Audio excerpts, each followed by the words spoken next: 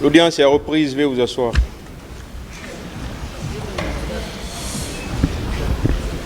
Ministère public contre M. C.C. Raphaël Abba et plusieurs autres. M. Moussa Dadis Kamara.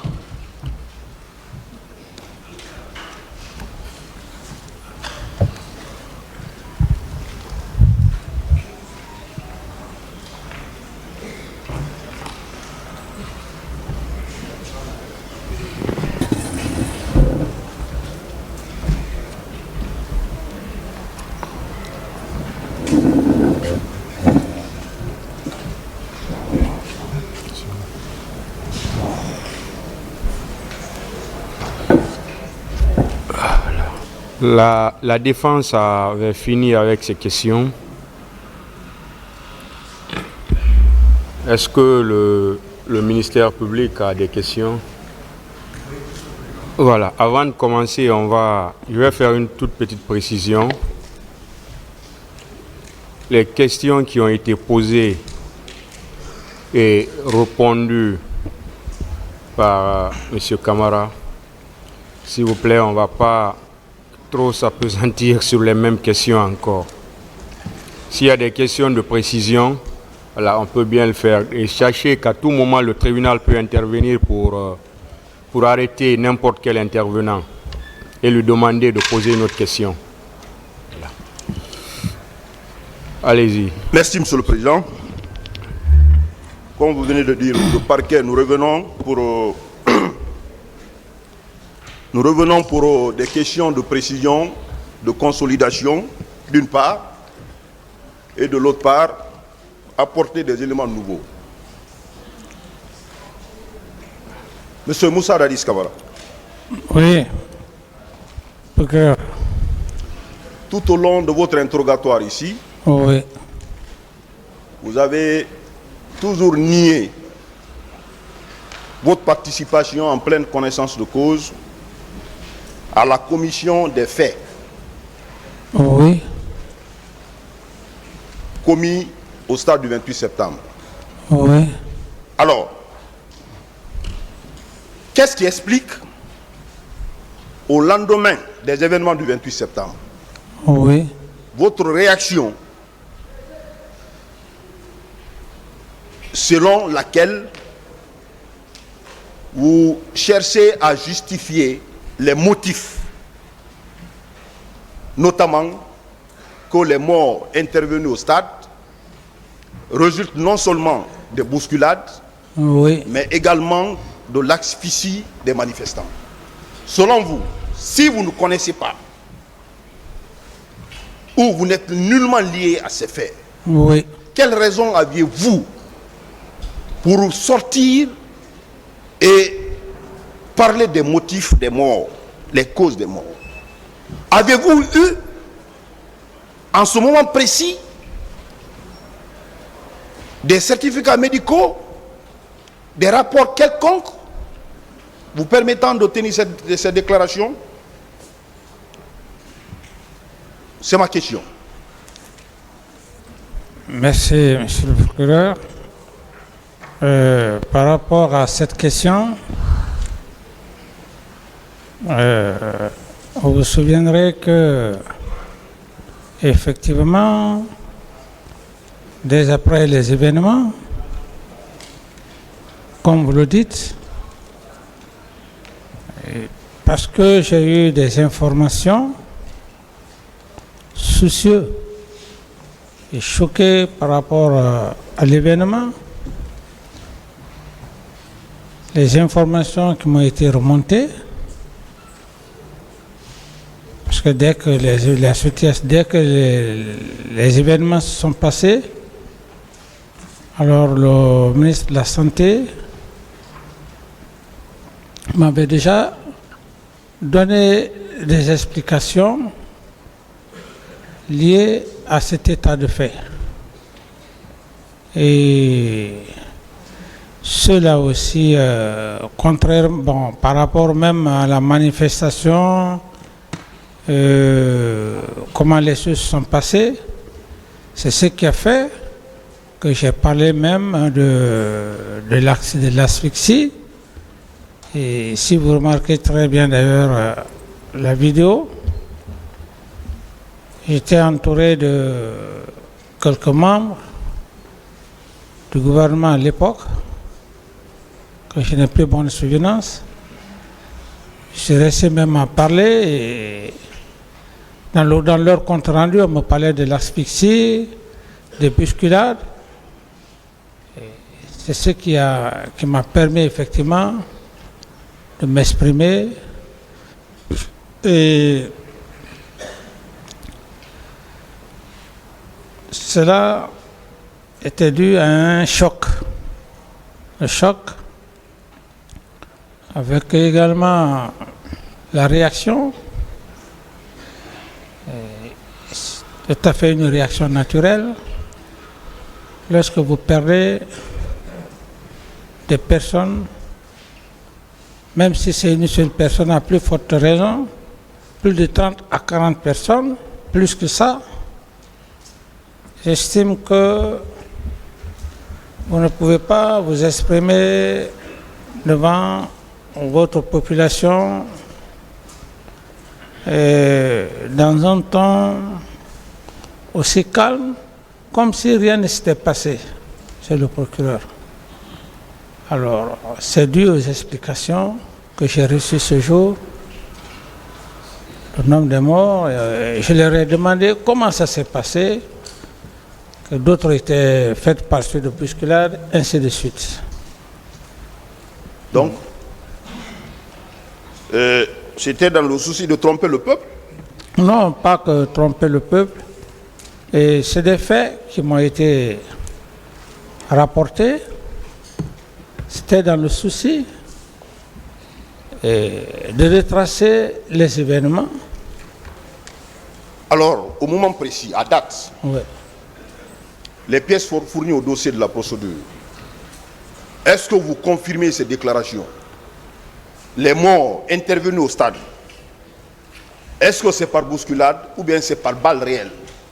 Dans les explications, puisqu'ils m'ont donné des explications comme quoi il y avait des bousculades et puis d'autres sautaient, escaladaient les murs du mur, c'est ce qui m'a permis de donner cette explication. Mais dire que exactement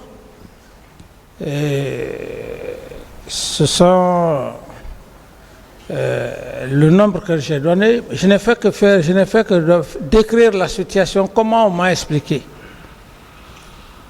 Alors, je reviens encore sur votre intervention. Oui. Au lendemain des événements du 28 septembre. Oui. Vous étiez au moment des faits la première autorité de l'État. Oui. Investie des pouvoirs exorbitants. Au lendemain des événements du 28 septembre, puisque nous sommes en matière pénale, Oui. il faudrait apporter tout. Quand on dit qu'il ne faut pas parler des réseaux sociaux, il ne faut pas parler des médias, nous, ça nous intéresse, ministère public. Vous avez eu à tenir des déclarations après votre entretien au Rocher, au volant de votre véhicule, Oui. accompagné par votre secrétaire et conseiller personnel, shérif, où vous avez dit, selon vos déclarations, que moi j'estime que c'était des déclarations de nature à banaliser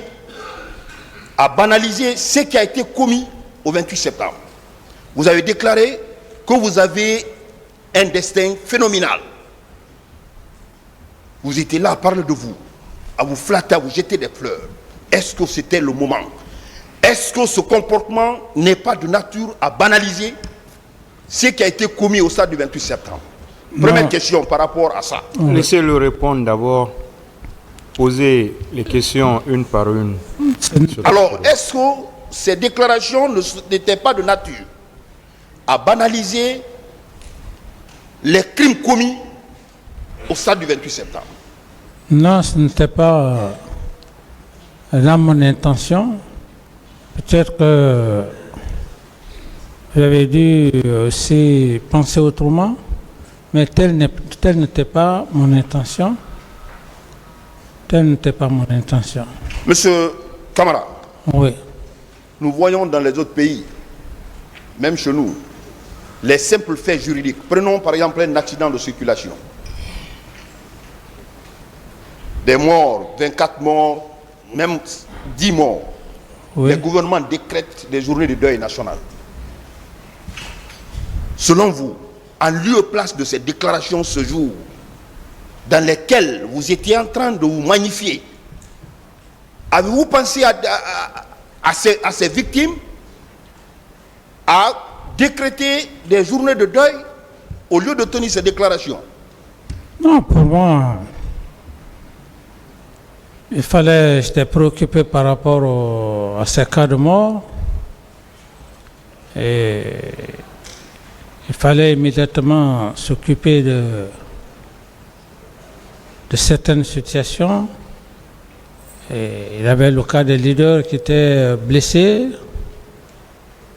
Et donc,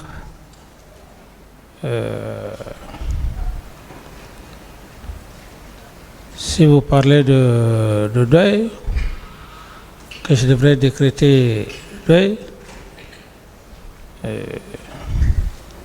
j'estime que ce n'était pas dans le but de banaliser ce qui s'est passé, parce que je voyais d'ailleurs la charge morale qui pesait sur ma personne. Donc, nullement. Ce que vous dites, Oui. vous avez la charge morale, Oui. n'ont pas été traduits dans les actes, à mon avis. Bon. Le simple fait de décréter, par exemple, une journée de deuil national est une preuve, peut-être une preuve pour dire que ça vous fait mal. Mais si vous banalisez, ça veut dire que vous connaissez quelque chose dedans. Je poursuis. Et aujourd'hui, au moment où nous sommes là, devant ce tribunal criminel, vous confirmez qu'il y a effectivement des disparus. Au moment où nous sommes en train de parler de cette affaire, il y a des familles qui n'ont pas retrouvé leurs enfants. Les corps n'ont pas été retrouvés. On ne sait pas où ils sont jusqu'à date. Vous confirmez ça devant ce tribunal? Je ne peux pas confirmer du moment que j'ai eu les mêmes informations que vous. J'ai eu les mêmes informations. Et ces informations, je ne peux pas dire d'emblée, infirmer ou affirmer. C'est des informations que j'ai reçues à date. C'est les mêmes informations à votre niveau que j'ai. Donc c'est dans ces débats vous avez appris, ou bien du 28 septembre jusqu'au 3 décembre, vous n'avez pas appris? Non, pas dans cet intervalle de temps qu'il y a eu des disparus, les parents ne sont pas rentrés en position... Pas dans ce débat. Pas dans ce débat. Les informations circulaient. Et bien avant même la tenue de ce procès, les mêmes informations comme quoi il y a eu des disparus, ça existait, ça persistait, et on en parlait à date. Alors, qu'avez-vous fait? Qu'avez-vous fait pour... Puisqu'on nous exhibe ici des actes, des mesures, des actes qui attestent que vous avez pris des dispositions après les événements du 28 septembre en constituant des commissions nationales d'enquête internationales. Alors, dans ce cas d'espèce, quelles mesures avez-vous pris permettant aux parents de ces victimes de connaître où sont partis ces corps? Quelles mesures avez-vous prises? La mesure, ça c'était depuis hier que j'avais institué une commission d'enquête par le biais du ministre des Gardes des Sceaux, en passant par le procureur, et cette commission était en train de faire son travail jusqu'au moment où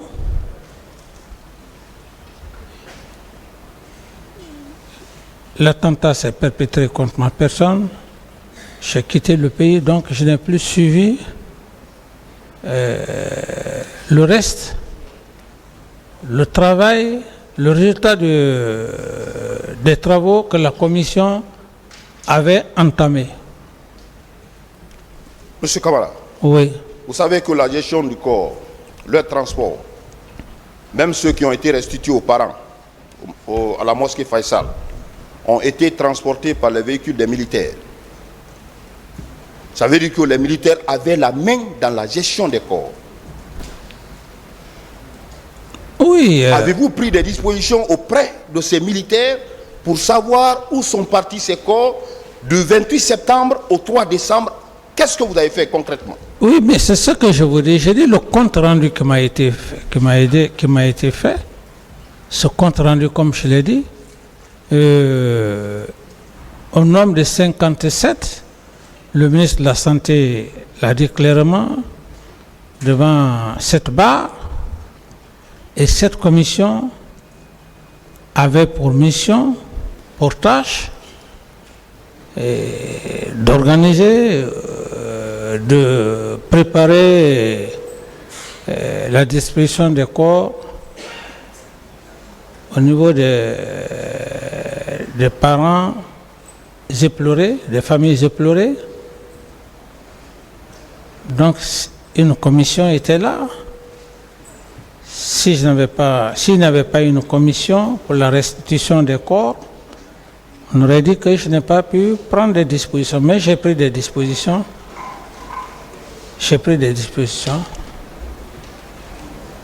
Monsieur Kamara. Oui, s'il vous plaît, je peux dire, monsieur le procureur, monsieur le substitut. Procureur, ministère public. Ok, ministère public, merci. Moi, je voudrais également savoir, il y a une question qui revient toujours. Quand on vous demande de certaines choses, même ceux qui ont été commis dans l'enceinte du camp Alpha Yallo, les tortures, les séquestrations, au camp Kundara, des tortures, des séquestrations faites dans ces différents camps. Vous avez toujours dit que vous ne connaissez pas. Oui. Au motif que vous avez fait délégation de pouvoir. C'est quoi la délégation de pouvoir selon vous? Quelles sont les conséquences de la délégation de pouvoir? La délégation de pouvoir, comme il l'indique bien, c'est lorsque le président ordonne à un de ses ministres le rôle que le ministre devrait jouer en matière de santé. Je prends en matière de santé, le président lui délègue ce pouvoir dans l'exercice de ses fonctions. Alors, vous déléguez une partie de vos pouvoirs à un ministre. Tout comme tout gouvernement. Tout gouvernement. Voilà. Ce qui voudrait dire par ricochet que la délégation, je voudrais rappeler ici, que la délégation n'a jamais été, il n'y a pas une délégation pénale, mais une délégation est un acte administratif, c'est purement administratif. Ça veut dire qu'il y a le supérieur qui donne des instructions et au retour, le subordonné remonte l'instruction à l'hiérarchie. C'est ça la délégation de pouvoir. Selon vous, ce pouvoir de délégation que la loi vous a conféré, vous permettez de donner des instructions? Mais c'est ce que je dis, monsieur le procureur. Comprenez par délégation de pouvoir, quand vous constituez un gouvernement, vous n'allez pas être vous-même ministre de la Santé, ministre de la Justice. Si vous choisissez un ministre de la Justice et qu'il soit de surcroît spécialiste, vous lui conférez un certain pouvoir que vous-même, vous ne pouvez pas l'exercer. Que vous-même, puisque vous ne pouvez pas l'exercer. Mais c'est vous qui avez le pouvoir, c'est vous qui avez toute la latitude de désigner le ministre. En ce moment-là, dans l'exercice de ses fonctions, pour le bien-être de la population, il vous rend compte. Voilà, c'est ce qui m'intéresse. Oui, Il vous rend compte. Laissez-le finir. Il vous rend compte, et c'est ce que le ministre de la Santé a eu à faire. Il m'a rendu compte, et j'ai pris tout de suite des dispositions. J'ai créé une commission. Cette commission avait pour rôle d'exécuter tout ce que vous êtes en train de dire, monsieur le procureur. Ce n'est pas moi qui devrais m'occuper de la distribution de corps, ce n'est pas moi qui devrais faire l'entretien de ceux qui sont morts au niveau de la mort, ou tout au moins de l'autopsie. D'autres questions? Ce qu'on peut retenir, Oui. on peut retenir que la délégation de pouvoir ne veut pas dire absence de coordination ou absence de compte-rendu. Vous avez le droit de donner des instructions, et ces instructions doivent être remontées par un compte-rendu. On est d'accord? Tous les ministres doivent vous rendre compte. C'est ça. Alors, dans ces faits, chaque fois vous dites « je ne connais rien », je ne connais rien. Par rapport? Oui. Par rapport à quoi? Par rapport à la gestion des corps, vous ne connaissez pas. Non, mais, Par rapport aux différentes autopsies, vous ne connaissez pas. Par rapport aux attributions du ministre de la Justice, vous ne connaissez pas. Pendant que vous avez délégué le pouvoir et on vous rend compte. Vous pouvez dire à ce tribunal que vous ne savez pas tout ce qui s'est passé? non, mais monsieur le procureur, j'ai été le premier à vous dire, ici, devant cette barre, je n'ai pas dit que je ne reconnais pas le compte rendu que le ministre de la Santé a eu à me faire. J'ai largement expliqué, et je vous ai même dit, j'ai dit devant cette barre, que c'est moi-même qui aurais appelé le ministre de la Santé. J'ai dit de bien prendre soin du traitement des corps au niveau de la morgue. Alors j'estime que je n'ai pas dit dans le cadre des dispositions, dans le cadre de la santé, que je ne connais pas, encore mieux par rapport à la justice que vous parlez. Hier, j'ai fait état de l'ordonnance, monsieur le procureur. J'ai fait la lecture, le président m'a donné la latitude de faire la lecture. J'ai fait cette lecture où le président de cette commission était bel et bien un spécialiste, un procureur. Est-ce que ça veut dire que je n'ai pas parlé de la justice? Est-ce que ça veut dire que je n'ai pas parlé de la santé? Mais pour tout ce qui concerne la gendarmerie, maintien d'ordre, vous avez dit devant ce tribunal ici, l'état-major de l'armée et l'état-major général de l'armée, vous avez dit beaucoup de choses suite aux différentes questions ici des partis. Vous avez dit que vous ne connaissez pas, que c'était le pouvoir discrétionnaire du chef d'état-major, que vous n'êtes pas informé. C'était par rapport, monsieur le procureur, c'était par rapport à cette réunion qui s'est tenue. La question a été posée. À quel moment, à quel instant cette réunion a été tenue? J'ai été clair. J'ai lu le chef d'état-major général des armées. Il a toute la latitude de donner l'heure à ces chefs d'état-major particuliers. À cela s'ajoute le chef d'état-major de la gendarmerie qui ont tenu leur réunion. Ils n'avaient pas besoin de me dire l'heure à laquelle ils doivent tenir leur réunion. Donc si vous dites que je n'ai pas parlé de la gendarmerie, non. Et je crois que le chef d'état-major de la gendarmerie lui-même dans son PV Il a été convoqué par le chef d'état-major de la gendarmerie, du chef d'état-major général des armées. Et je ne crois pas si, à un seul instant, contrairement à ce que vous dites, monsieur le procureur, que j'ai dit que je ne connais pas, ce sont des cas de corps disparus, comme vous le dites, que je disais que je n'ai pas les informations. Est-ce que vous ne tenez pas ces déclarations à dessein pour vous soustraire de la poursuite? Vous savez que vous connaissez l'origine, vous connaissez où sont partis les corps, mais devant ce tribunal, vous cherchez à vous innocenter. Mais par quel moyen, monsieur le procureur? Pendant que vous avez la délégation de pouvoir avec les conséquences liées à ça. Mais s'il vous plaît, monsieur le procureur, ce n'est pas de la sorte que vous devrez avoir des preuves suffisantes pour dire que je connais où les corps sont. J'ai été très clair. Cette délégation du pouvoir, c'est comme aujourd'hui, nous sommes dans cette audience. Le président délègue son pouvoir au ministre de la Justice.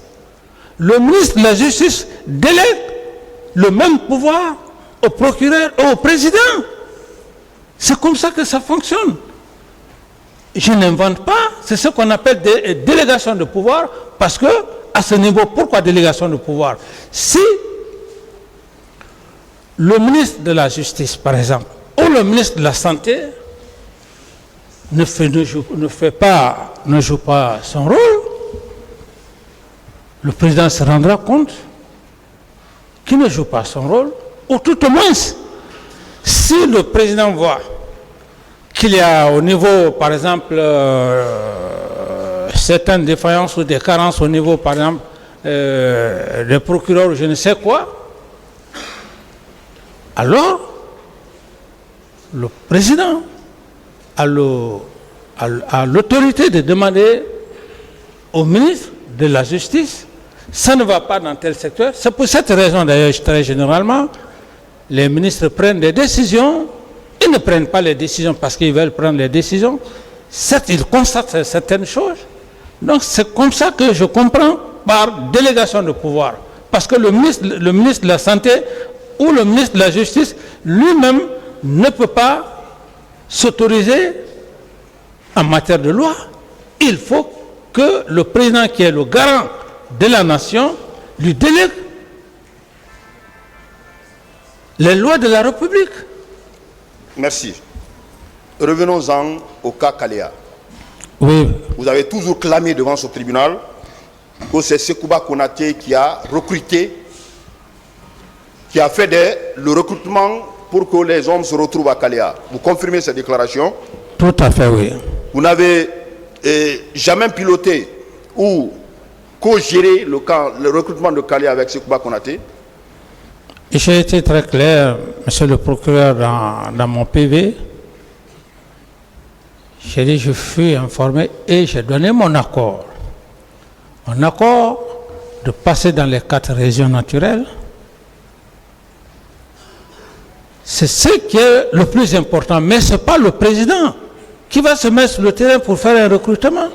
C'est comme le recrutement, tous les régimes qui ont passé, c'est comme actuellement, quand on dit un recrutement, ce n'est pas le président qui est sur le terrain, c'est le ministre de la Défense, monsieur le procureur. Alors, ma question est de savoir, sur ce point, si c'est Sekouba qui a recruté, tous les éléments qui étaient à Kalea étaient les hommes de Sekouba Konaté, pourquoi au moment de la transition, deuxième version, quand vous avez été victime, vous étiez à Ouaga, Sekouba a pris les rênes de la transition, deuxième version.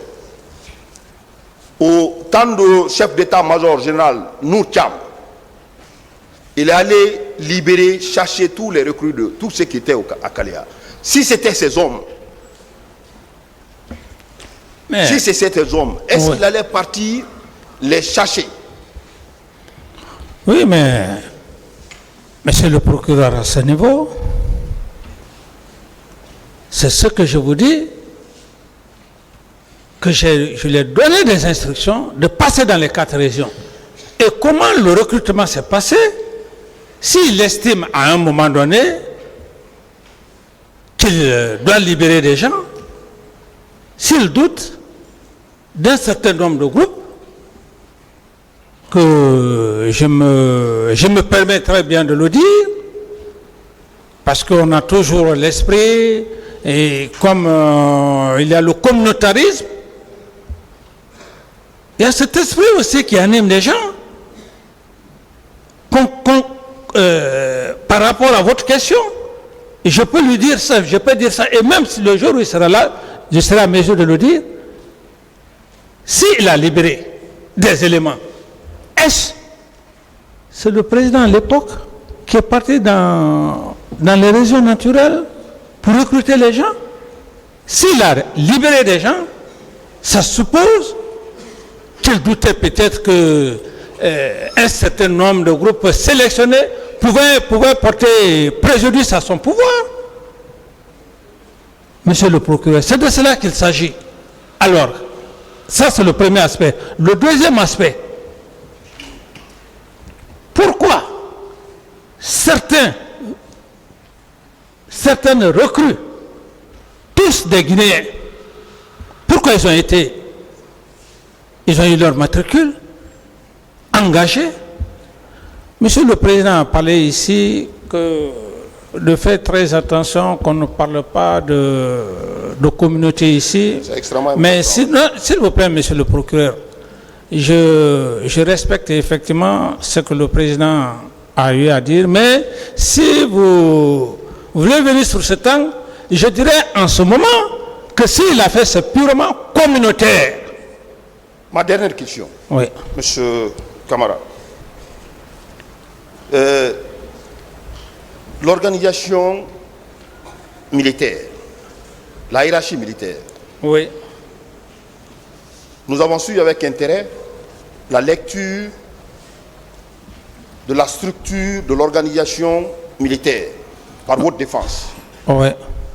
Et elle est allée même dire que le chef d'état-major général de l'armée est votre adjoint. Cela ne voudrait pas dire que vous êtes le chef, Non, peut-être. le chef militaire, si le chef d'état-major général est votre adjoint.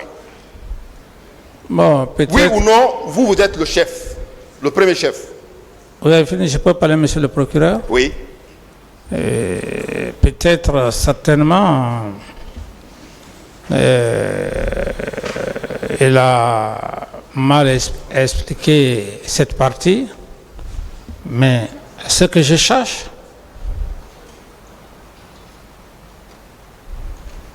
il a voulu parler d'Abdoulaye Keïta, qui était le chef d'état-major adjoint. Il a parlé de la structure, il a parlé du chef d'état-major, général des armées, il a parlé de son adjoint. Alors, moi, je ne peux pas être chef d'état-major, général des armées adjoint, ni chef d'état-major particulier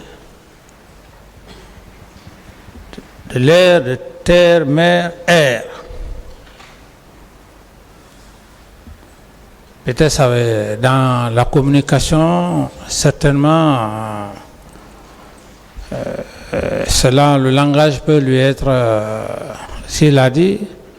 Alors on peut retenir Ouais. que sur le plan organisation militaire, vous êtes le premier chef. Vous pouvez confirmer ça devant ce tribunal.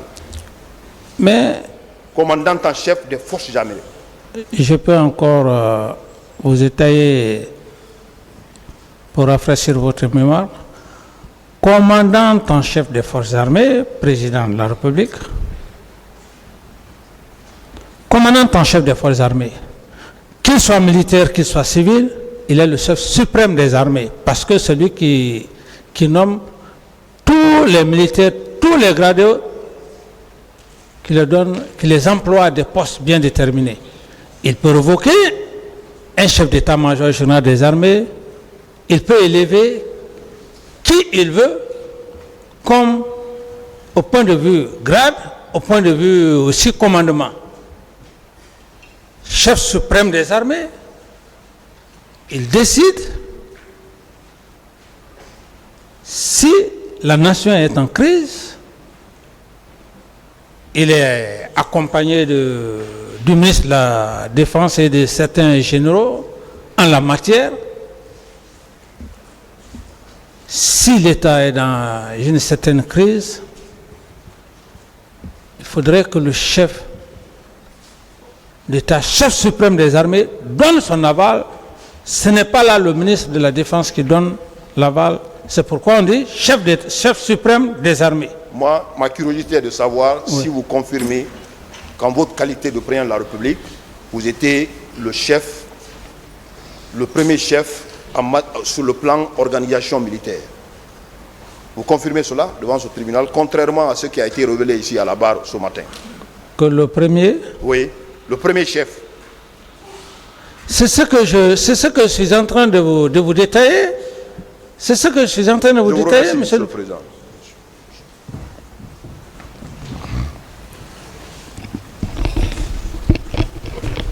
Monsieur Camara, vous allez bien? Oui, ça va, monsieur le procureur. Vous vous sentez bien? On peut continuer? Oui, monsieur le procureur. Très bien. Alors, à la suite de mon collègue, oui, monsieur le procureur. Je vais vous poser quelques questions. Oui, monsieur le procureur. C'est juste des questions de précision. Oui, monsieur le procureur. Ou de consolidation. Oui. Parce que vous vous êtes exprimé de long à large par rapport à tous ces événements-là. Oui. La première question est celle de savoir si vous confirmez que vous n'avez jamais pris un acte pour désigner le commandant du régiment ou son adjoint. Oui. Vous n'avez jamais pris d'acte. Oui. Très bien. Alors moi, j'ai sous mes yeux un décret qui a été signé, et copie vous en sera donnée tout de suite. Excusez-moi, je vais. Mon substitut va procéder à la distribution.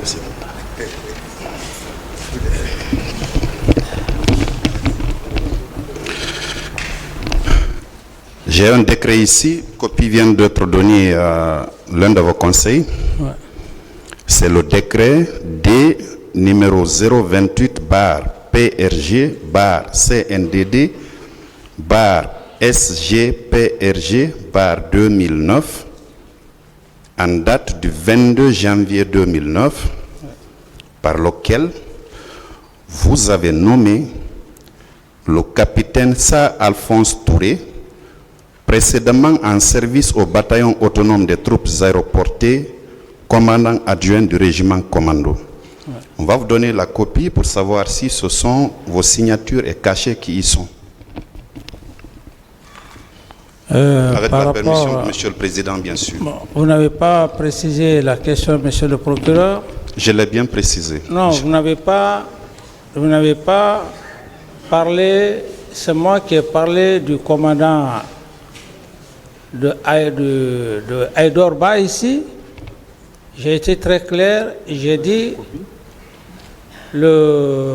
Aïdor Ba était le commandant du régiment, la prise du pouvoir. Monsieur le procureur, le tribunal n'a pas reçu. Ensuite, le lieutenant Sa Alphonse, et ensuite... On s'en excuse, Monsieur le Président. Monsieur le procureur, vous me suivez? Je vous suis. J'ai reconnu ici que Aïdor Ba était le commandant du régiment, qui était l'adjoint du général Sekouba. Sa Alphonse Touré était également l'adjoint, et j'ai parlé aussi à l'époque du colonel Aboulaye Keita. Je dis c'est à l'issue de leur arrestation que le régiment est resté comme ça, où il était question avec le général Sekouba, on devrait chercher leur remplaçant. Donc si vous m'auriez posé la question de savoir, est-ce que vous n'avez pas fait un décret par rapport à tel nom, j'allais effectivement vous répondre. Mais lorsque vous parlez comme ça, monsieur le procureur, ça devient une question de piège. Non. Sinon, sinon. Excusez-moi, M. Ouais, Camara. non, sinon, Excusez-moi, M. Camara. Sinon. Vous permettez? Oui, sinon. Vous permettez? Oui, excusez-moi du langage. Excusez-moi du langage, monsieur le procureur.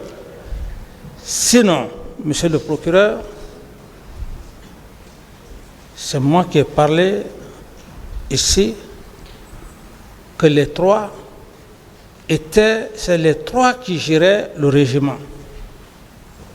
J'ai dû croire que,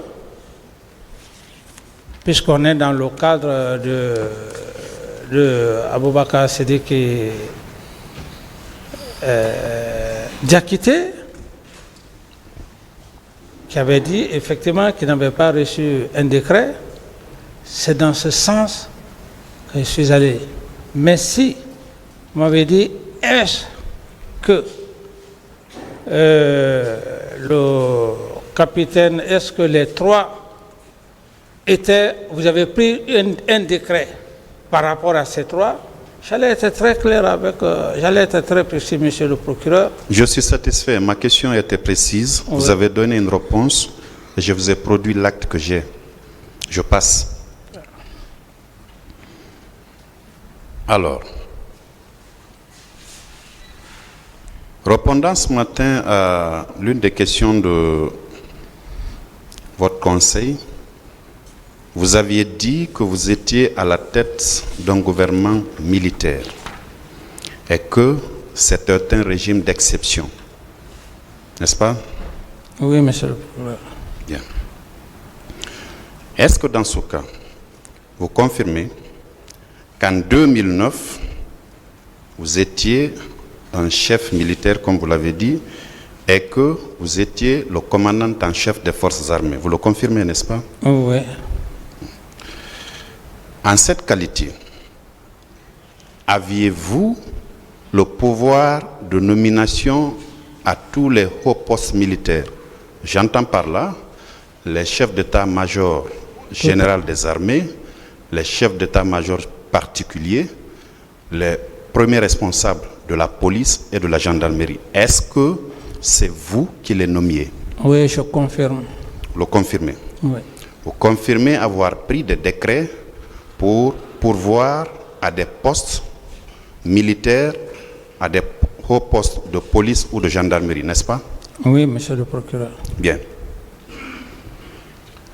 Puisque vous étiez le commandant en chef des forces armées, chef suprême des armées, vous aviez le pouvoir de donner des instructions ou des ordres dans le langage militaire à ses premiers responsables, n'est-ce pas?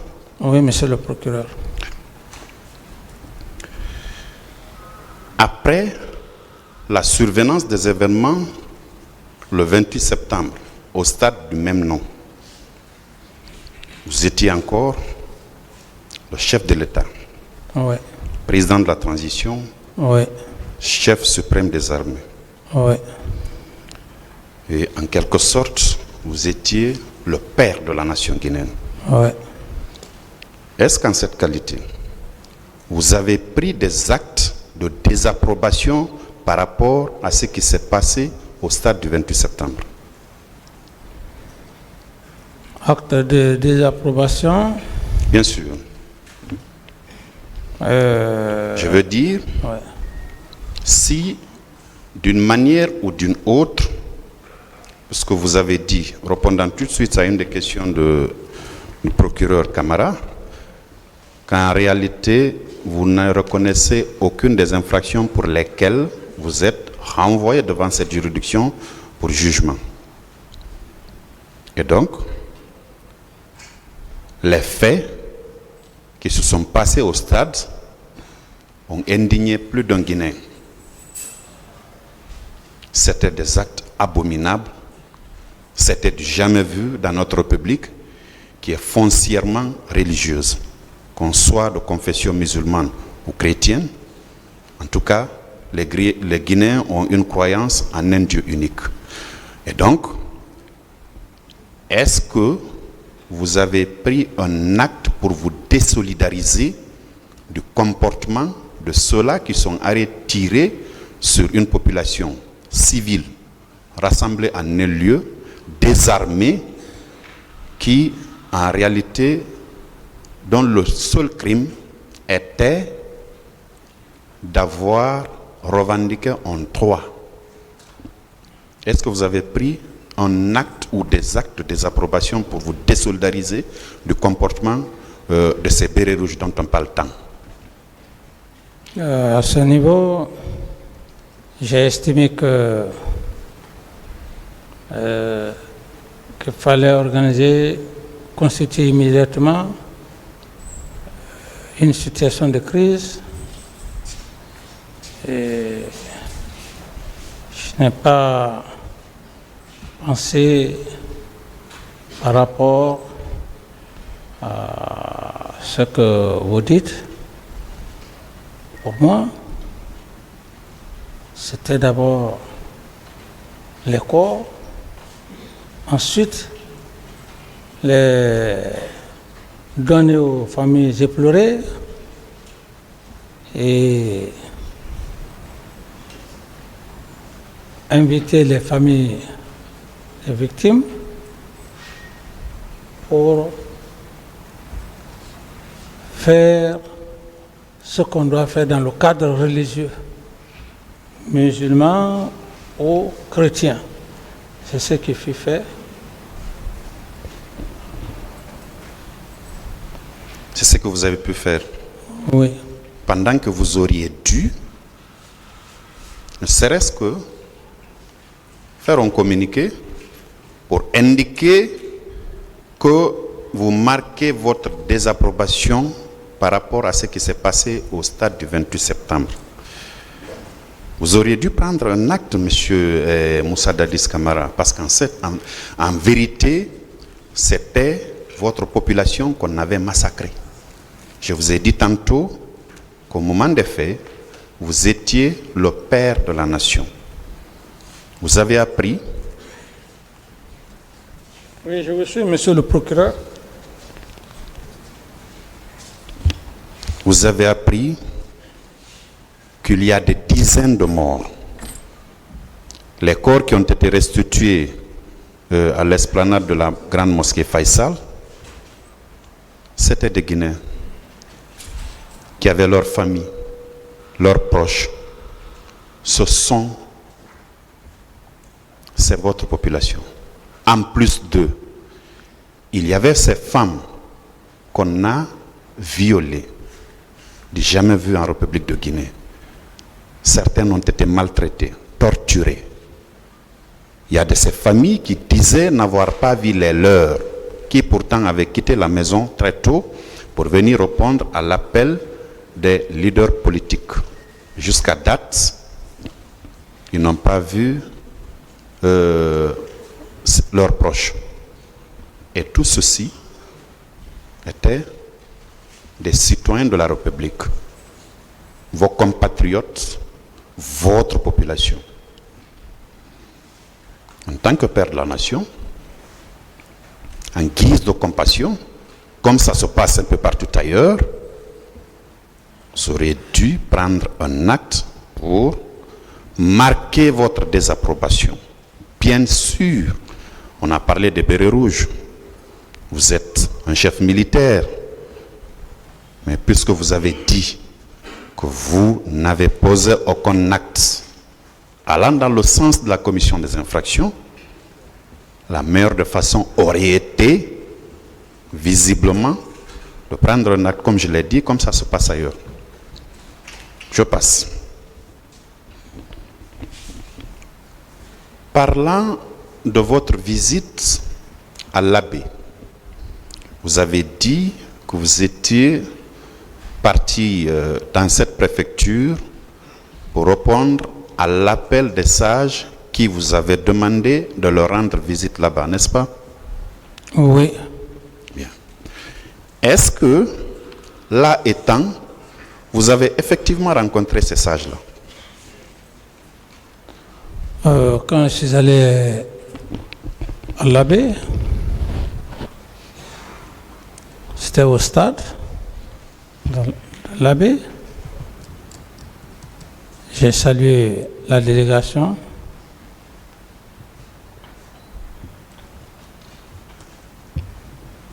Les sages étaient tous au stade. Je les ai salués. Ils ont fait les cérémonies d'accueil d'usage avec les calebasses. Et je me suis adressé à la population.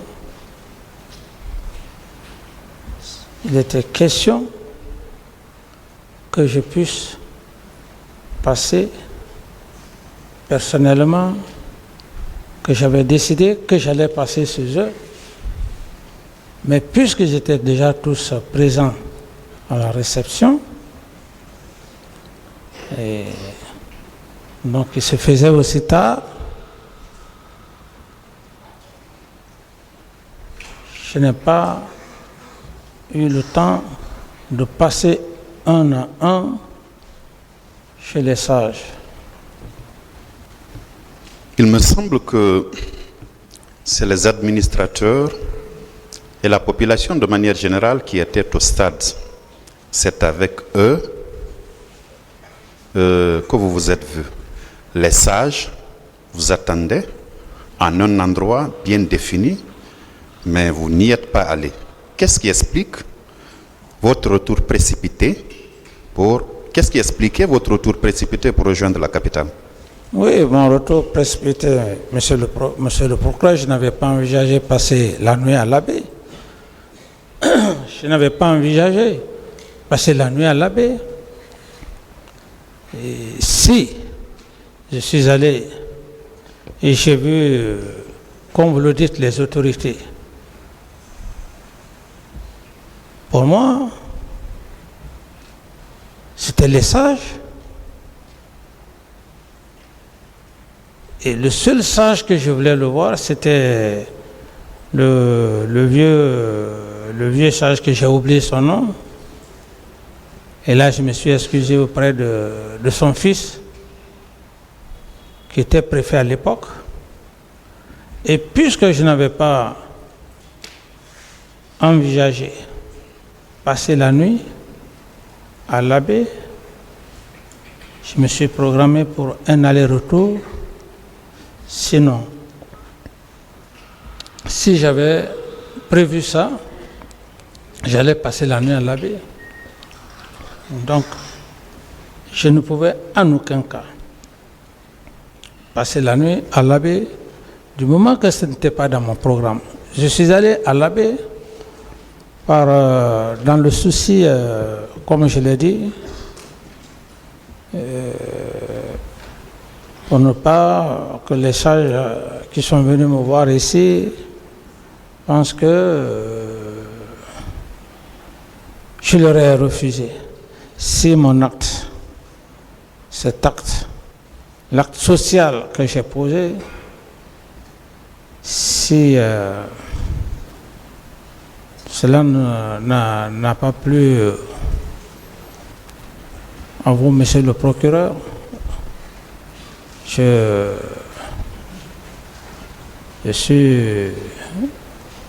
suis désolé, et je regrette. Pourquoi alors je me suis mis dans l'esprit d'aller saluer comme tout Guinéen les parents de l'abbé. Si cela pose aujourd'hui problème, je pense que je ne l'ai pas fait dans un mauvais sens. Bien. Alors, monsieur Camara,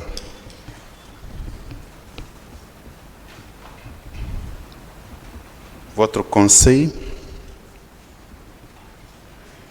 nous a communiqué tout à l'heure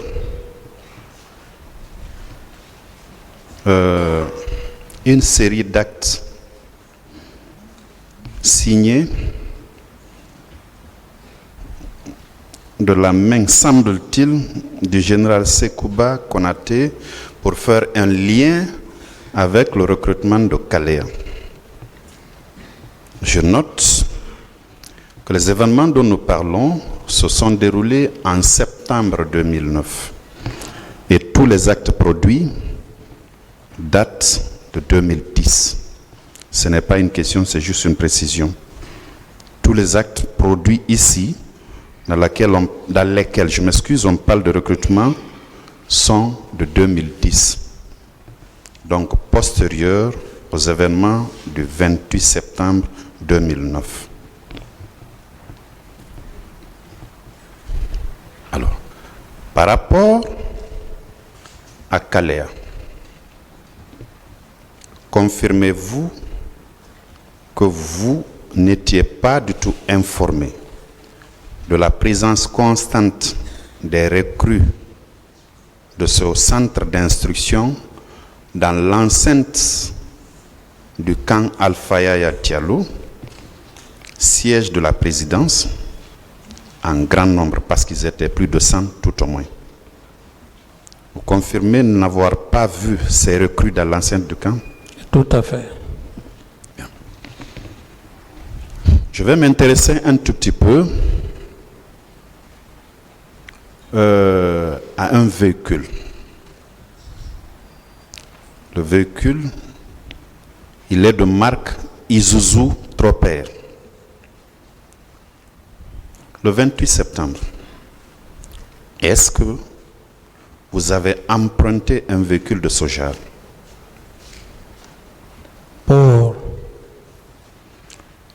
Pour une destination quelconque. Est-ce que vous avez emprunté un véhicule de marque Isuzu Tropper ce jour? Le 26 septembre, je le dis et je réitère que ce modèle de véhicule que vous parlez, je n'ai vu aucun véhicule Isuzu. Le seul véhicule lequel je voulais d'ailleurs emprunter, c'était mon véhicule de commandement. Et lorsque je n'ai pas accédé dans le véhicule, compte tenu de tout ce que les militaires à l'époque étaient autour de moi, m'ont dissuadé de rentrer. Je suis rentré au bureau. Donc, aucun véhicule Isuzu, non. Aucun véhicule? Aucun véhicule.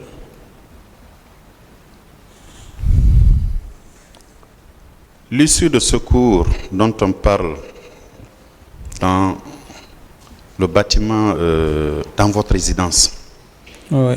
le bâtiment que vous occupiez, est-ce qu'il n'y a pas une place réservée à un ou des véhicules là-bas? À Un ou des véhicules. une cour? Je parle de l'issue de secours. Oui. Est-ce qu'il n'y avait pas une place réservée, une sorte de parking où on peut garer un ou deux véhicules?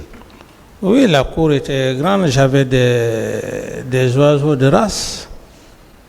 J'avais des oiseaux de race qui étaient dans cette cour. Je les entretenais.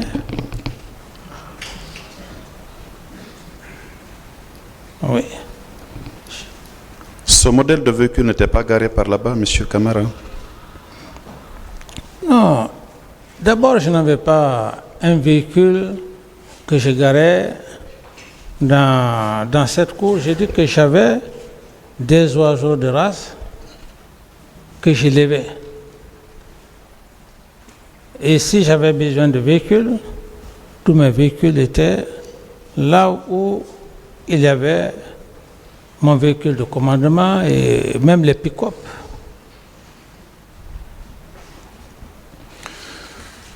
Donc cela, c'est pour dire, le 28 septembre 2009, vous n'êtes pas sorti du camp Alpha Yaya Diallo. Oui, je confirme. Personne ne vous a vu du côté du pont de Madina. Personne ne m'a vu, monsieur le procureur. Personne ne vous a vu vers la mairie, le siège de la mairie de Dixine. Vous n'êtes pas venu par là. Personne, monsieur le procureur.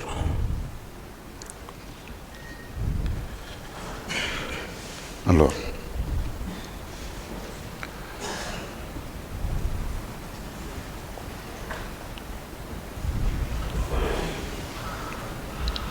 et pour renchérir, pour rafraîchir votre mémoire, monsieur le procureur, à cette époque,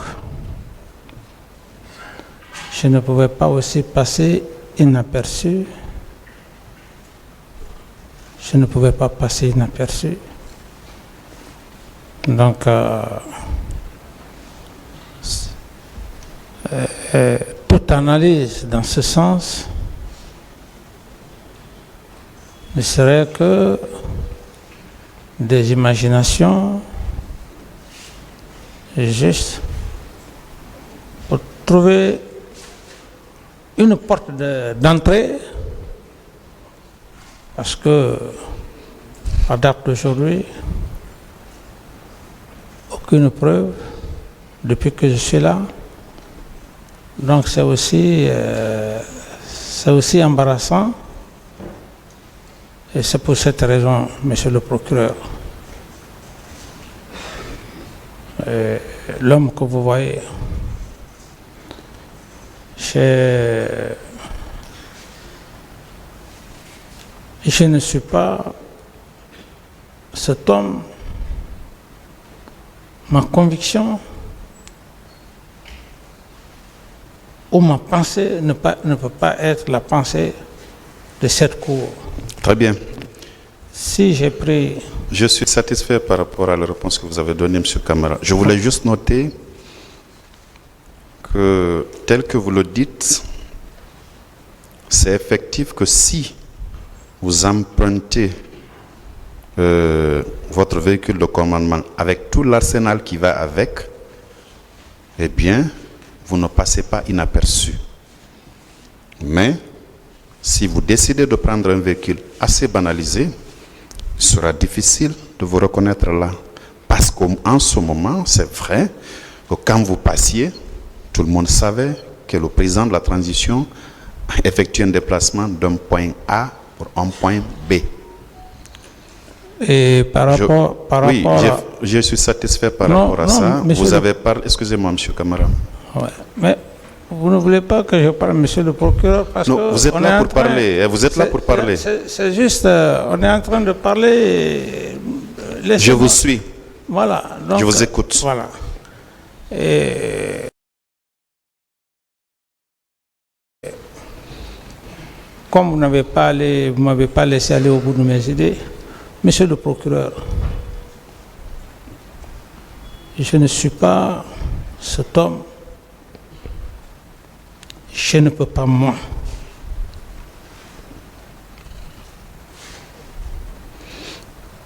comme je l'ai dit, je sais ce que c'est que quand on est croyant.